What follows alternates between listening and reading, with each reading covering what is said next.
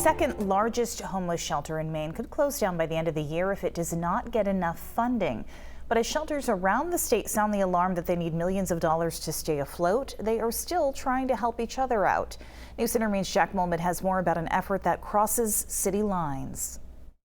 Safe to say that it's not safe. The shelters are, I think all the shelters, right? There's two different. Speaking to us over the phone Monday, Lori Dwyer with Hope House in Bangor says the homeless shelter situation in the state is facing a financial crisis.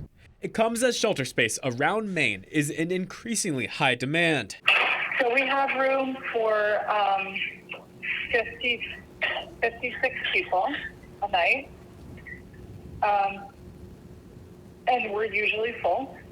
We first reported that Hope House could close its doors earlier this winter.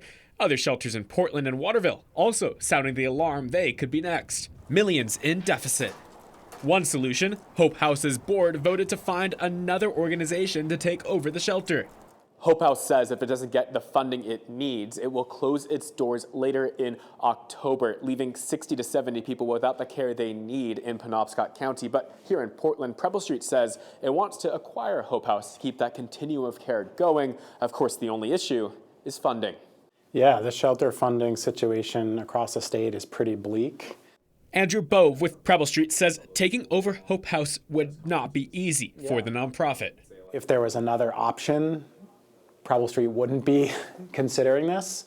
And that's because Preble Street is facing its own financial issues, more than $2 million in the hole. And if the Hope House takeover is going to work, money will be needed from the state. The consequences of it closing are too significant to not stand by and watch it happen.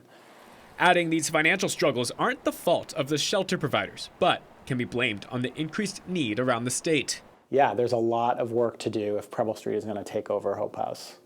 Governor Janet Mills proposed several million to help fund shelters, but the nonprofits worry the legislature will not agree on that funding in time. Existing shelters won't be able to stay open, and no one will want to open a new shelter.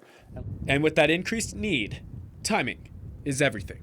And time is of the essence because I don't want people outside next winter. Like, we have to have a solution at the Hope House. In Portland, Jack Molman, News Center, Maine.